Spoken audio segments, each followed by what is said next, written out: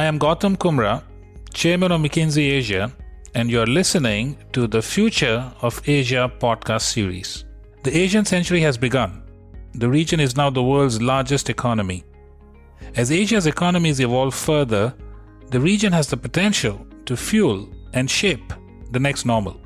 In each episode, we are going to feature conversations with leaders from across the region to discuss what Asia's rise means for businesses across the globe. Join us.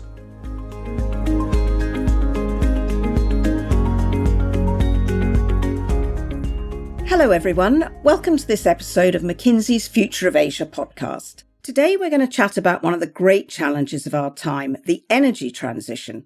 The global energy system is huge, complex, and it's fundamental to modern life.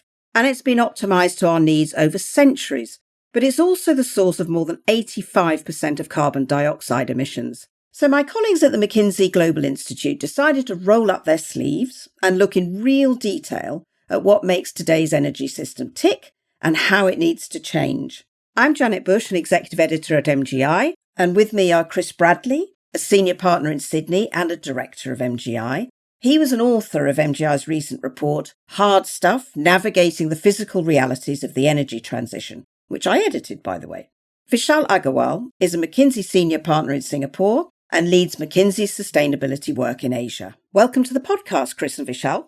Chris, can I come to you first? One of the points we made in the MGI report was having to meet a dual imperative to deliver a successful energy transition. Can you explain that imperative?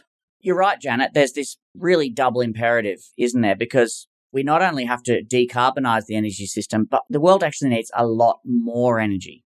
Now, I say this with one really important context. The energy system is already absolutely massive. There's already 60,000 power plants. And if I took all the oil pipelines and lined them up, they'd stretch to the moon and back twice over. So it's a massive system, but it needs to do even more. Why do I say that?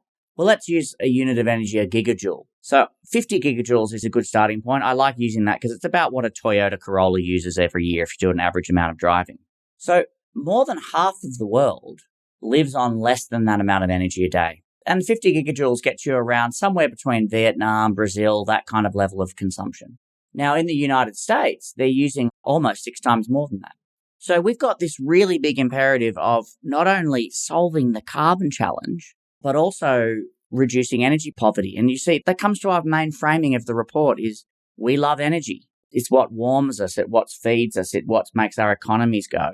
But we've got a byproduct called carbon, we've got to get rid of it. So we wrote this report in that context of the dual imperative. It's a bit like trying to have your cake and eating it too, maybe. Tall order. Vishal, how does that dual imperative appear in Asia? Oh, I think it's particularly important for Asia. Chris just talked about the per capita energy consumption for the median world level. Let me give you the fact for OECD. That's at 170 gigajoules per capita in the OECD countries. But if you look at Asia, Asia overall is living at roughly about a third of that, at 70 gigajoules. So energy access is hugely imperative. As Chris talked about, we all love energy, and the energy consumption is increasing in Asia. At the same time, the dual imperative that you were talking about is also important because 60% of the emissions globally comes from Asia. And might I add a third imperative here to make it an energy trilemma, which is the question of energy security, which is also increasingly important in today's geopolitical context. Well, you're exactly right there, Vishal, because Asia net imports $1 trillion worth of energy every year into the region. It's by far the most energy insecure region in the world. That's a really important add. Interesting. Chris, on the report that MGI wrote about the 25 physical challenges that would need to be tackled to deliver on the energy system, could you tell us about them and where we are on addressing them?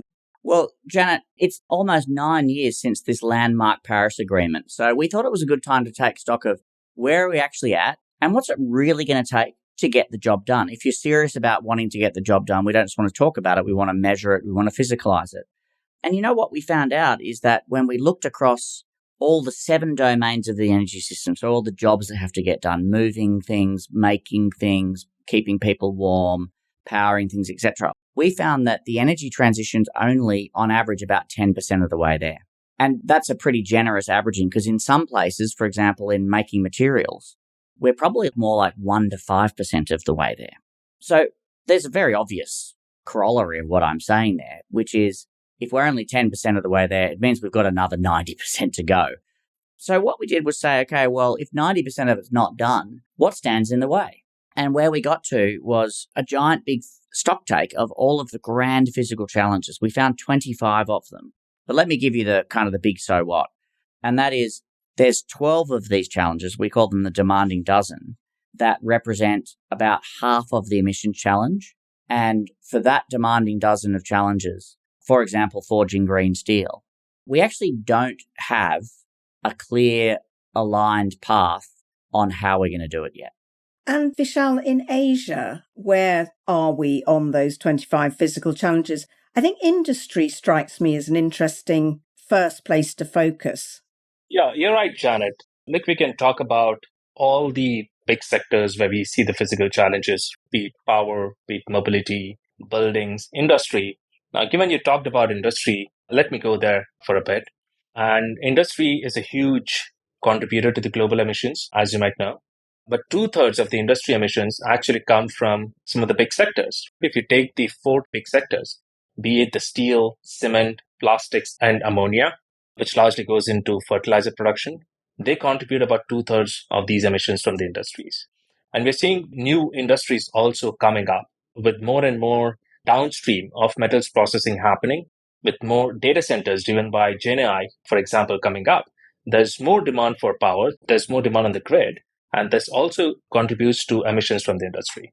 Now, as Chris was also talking about, there are very few pathways that are economical for many of these industries to move from high carbon intensity to low carbon intensity.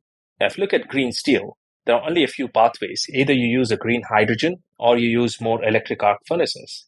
And the similar physical challenges also remain in many of the other sectors that I was talking about. Take cement. There are very few pathways for cement to be decarbonized.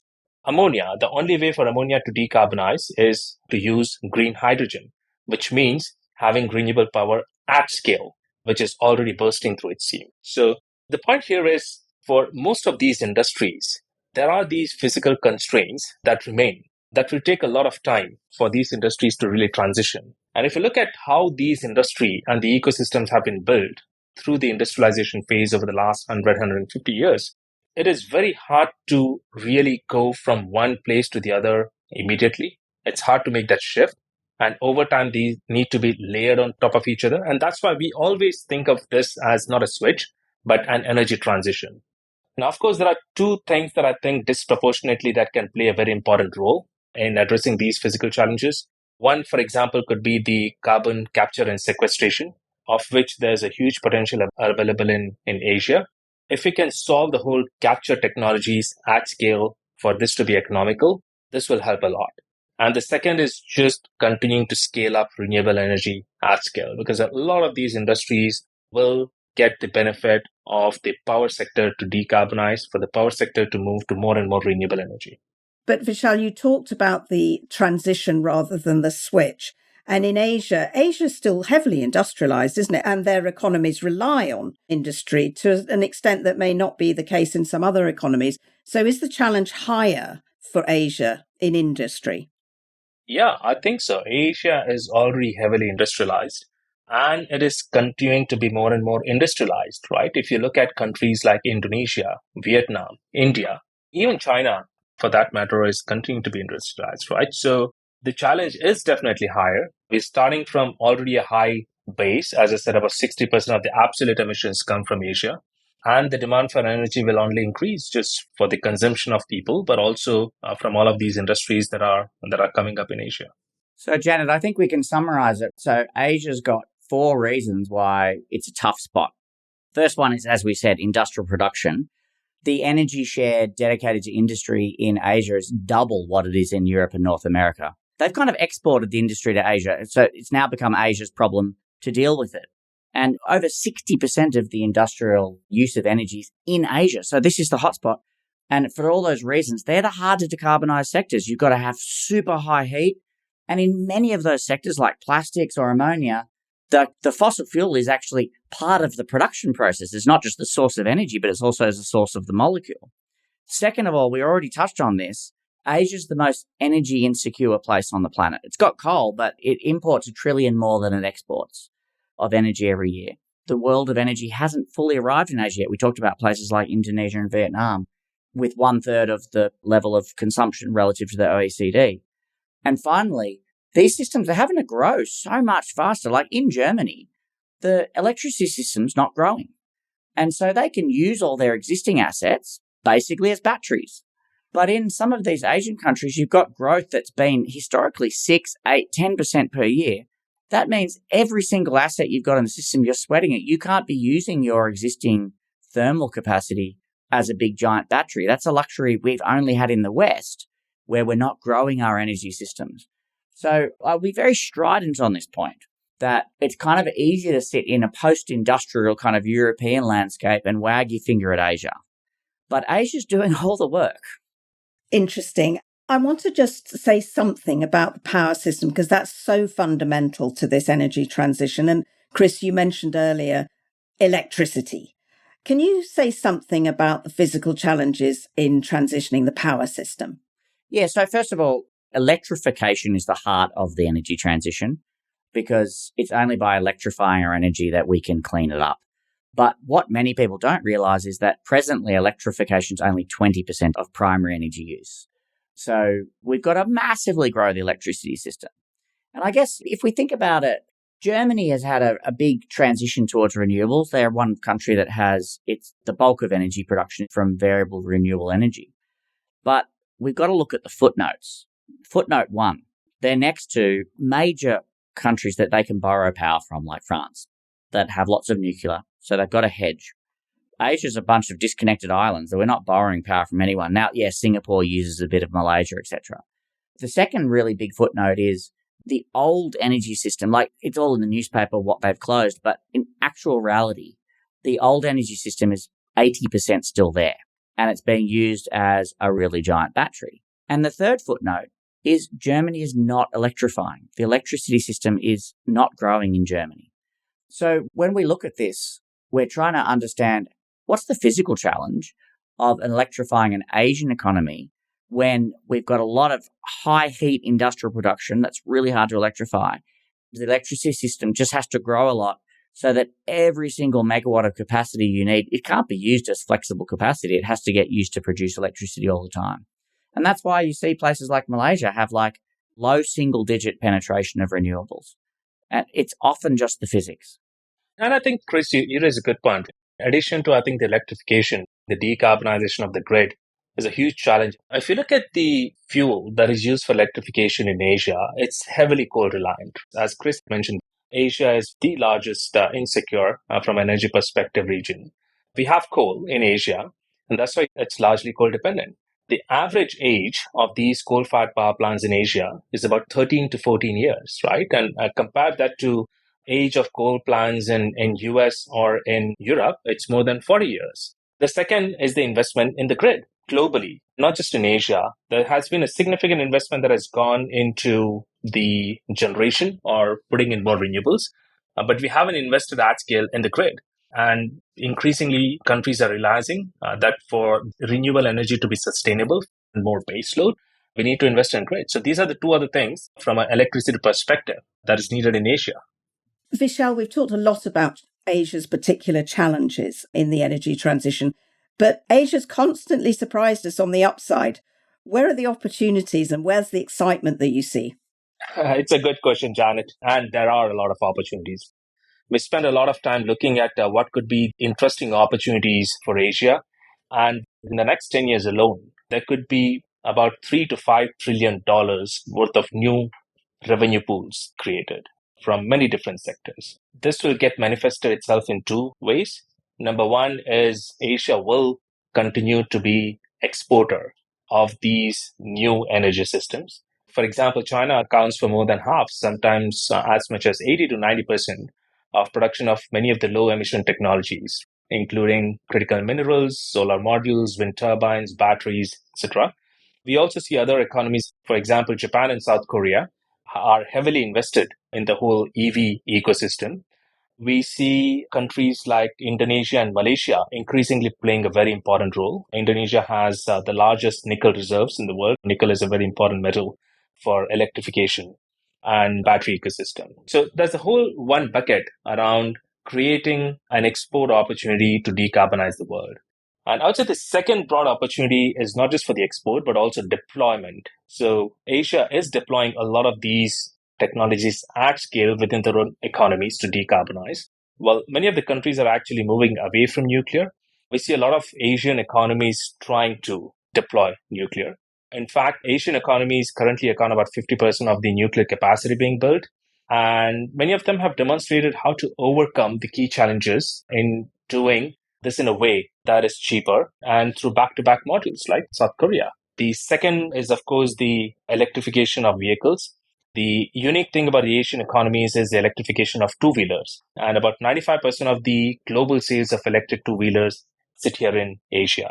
The third example I would talk about is renewables. Look at India. At the pace at which they have deployed renewable energy at scale within the country is really amazing. So that's kind of the second bucket, right? And if you combine all of these, we're talking about $3 to $5 trillion worth of new opportunities, new revenue pools, and new talent base that could come out of Asia. By the way, I really do recommend the Hard Stuff report to any listeners. It's such a rich and interesting piece of work. But Chris, if you were to summarize, what should CEOs, what should business leaders take out of that report? How should they calibrate strategy based on the findings that we have? Thanks, Janet. Let's get into the meat of the report. That's great. So, simple story. We're 10% of the way there. We've got 90% to go. 25 grand challenges stand in the way. Those grand challenges kind of fit into three buckets. So the first one we call level 1. And that's where we're on the curve already. So an example of that is, for example, the range of EVs. Yeah, it doesn't work for everyone at this point. We think it works for 70%. But if we follow the curve of improvement, we're absolutely going to get there. Also, improving the effectiveness of heat pumps would go in there too.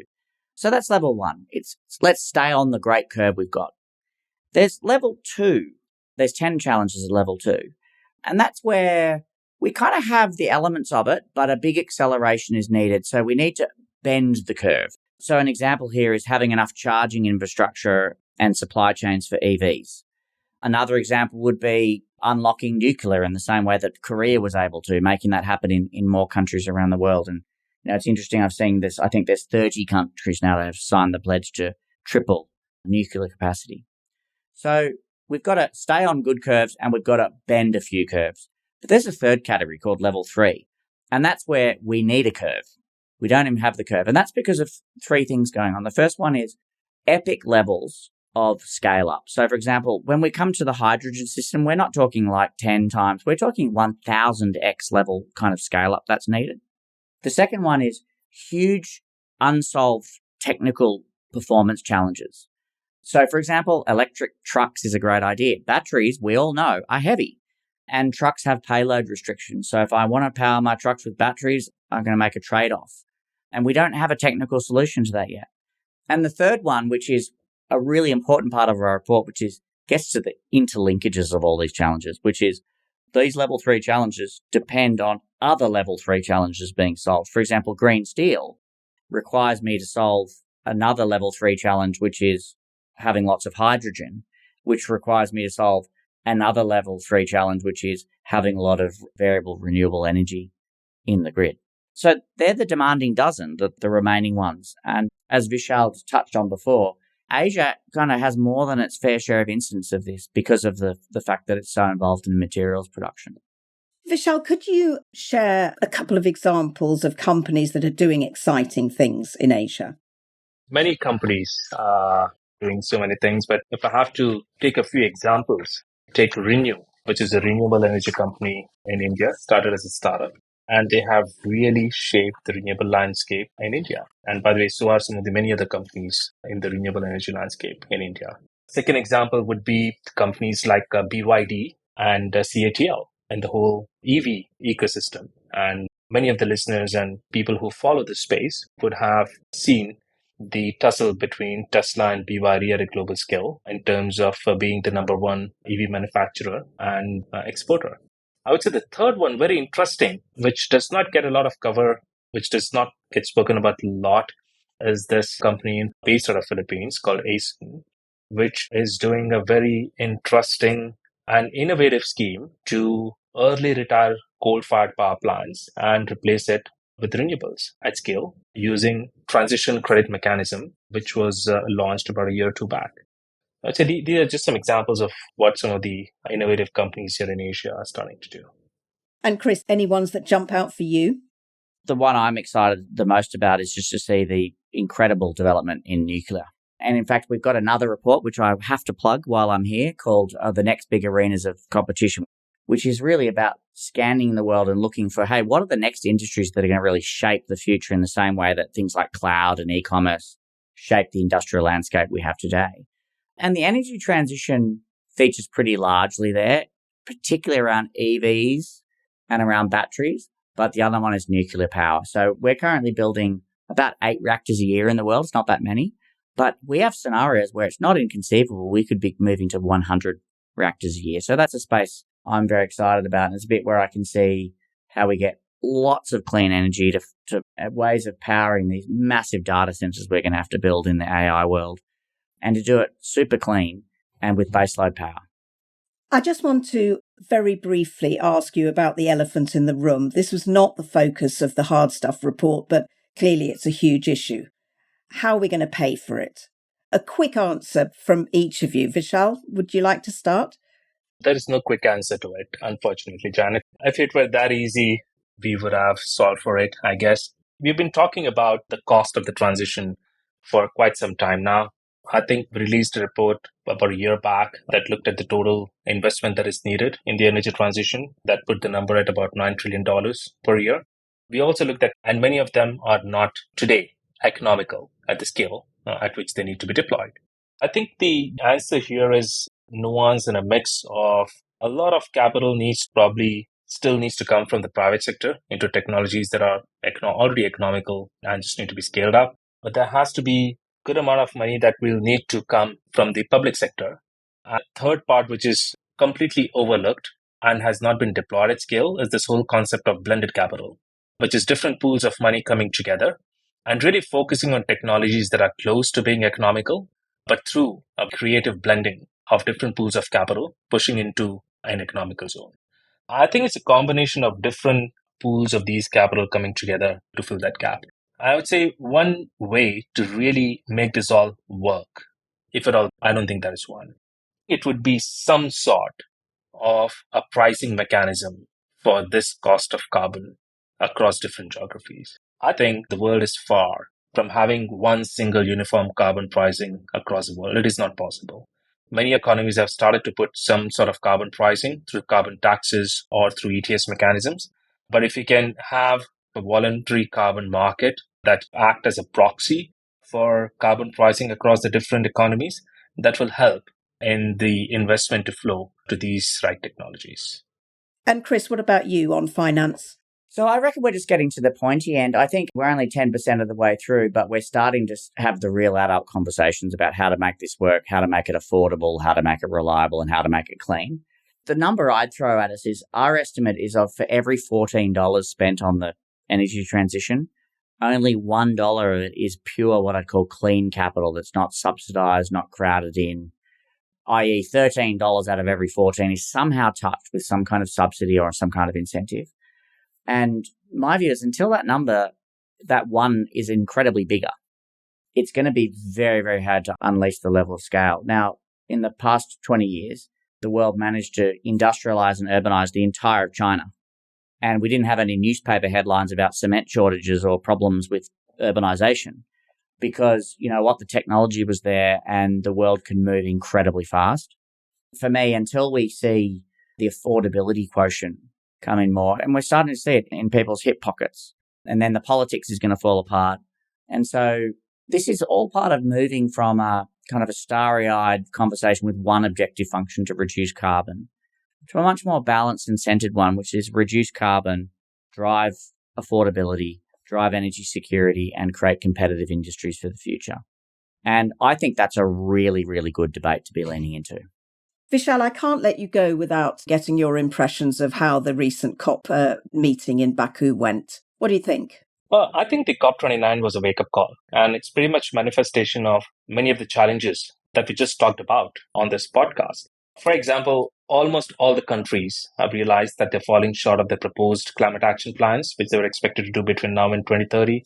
The businesses have started to realize that their plans were made in a very different kind of a sustainability assumptions, which might or might not hold anymore. And the scale of financing that is required, it's huge.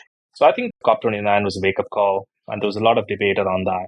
Having said that, I do think there were some notable wins, especially given how low the expectations were from COP29, which was also termed as quote-unquote an in-between COP.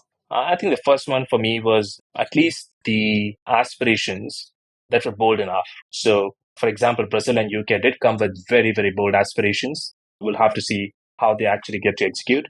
The second notable win was on this whole Article 6. I think it was a good breakthrough. And this, I think, will help in creating some sort of a carbon pricing more broadly. And the third is, of course, this whole climate financing that I was talking about, which had been in the making, the global north subsidizing the global south. So there was some sort of an agreement reaching there, right? So there were some notable wins. There's a lot of work need to be done. And all eyes are already on COP30 to see how some of this will be carried forward. Chris, just a last reflection on this enormously interesting and complex issue. Are you optimistic or pessimistic? I think optimists always win in the long run, Janet, but in the short run, sometimes they get a bit of egg on their face. So my sense is we are, as a society, absolutely going to crack net zero. Are we going to do it with the exact set of technologies that we have now that are being modeled in all these scenarios? I think that's hugely unlikely. But what's not unlikely is people are great at solving problems. Thank you so much for your time. It's been fascinating. Watch this space as the energy transition hopefully unfolds. Thank you very much. Thank you, Janet. Thank you, Janet.